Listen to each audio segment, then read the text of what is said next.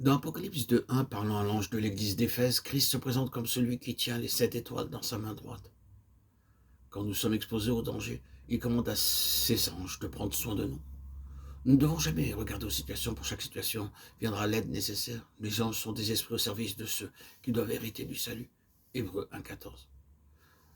Selon Acte 12.7, les anges ne nous accompagnent pas tout au long de notre route. L'ange accompagna Pierre un bout de chemin seulement. Dieu savait que Pierre oublierait et laissait derrière lui ses sandales et son vieux vêtement. Aussi l'ange le rappela de les prendre. Puis l'ange le quitta. N'oubliez pas que les anges de Dieu veillent à son peuple. À Quetta, 58 000 personnes moururent en 18 secondes. Un croyant seulement fut tué, alors que 92% de la population fut détruite. Le Seigneur se présente aussi à son Église comme celui qui marche au milieu des 7 chandeliers d'or. Beaucoup de croyants furent emprisonnés et chassés par les persécutions. Acte 12, 1, 3. Jean s'interrogea certainement, disant « Quel sera l'avenir de l'Église ?» Le Seigneur répondit « Ne regarde pas l'état extérieur, je suis au milieu de l'Église. Je construis mon Église et pour cela je ne m'appuie pas sur les constructions humaines et les biens. » L'or des chandeliers parle de la vie divine.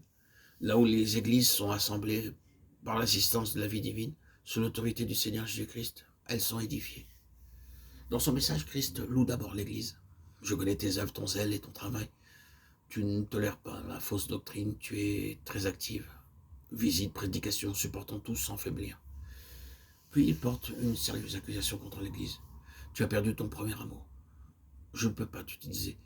Tu as perdu ton amour pour le Seigneur. Sans amour pour le Seigneur, il ne peut pas nous utiliser. Nous pouvons déployer une grande activité, mais s'il n'y a pas d'amour dans nos cœurs, nous sommes inutiles. Prions. Seigneur, donne-moi de l'amour pour le peuple dans son aveuglement. À moins d'avoir de l'amour pour son peuple, le Seigneur ne peut pas travailler. Nous pouvons posséder une grande connaissance, cependant être froid et sans amour. Nous n'avons pas le droit de condamner cette église d'Éphèse. Ce qui était vrai pour eux est vrai pour nous aussi. Nous devons témoigner de l'amour.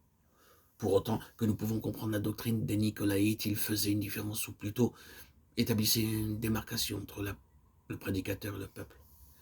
Agissant de la sorte, ils tendaient à glorifier le prédicateur. La récompense promise à cette église est à celui qui vaincra. Je donnerai à manger de l'arbre de vie. Apocalypse 2.7.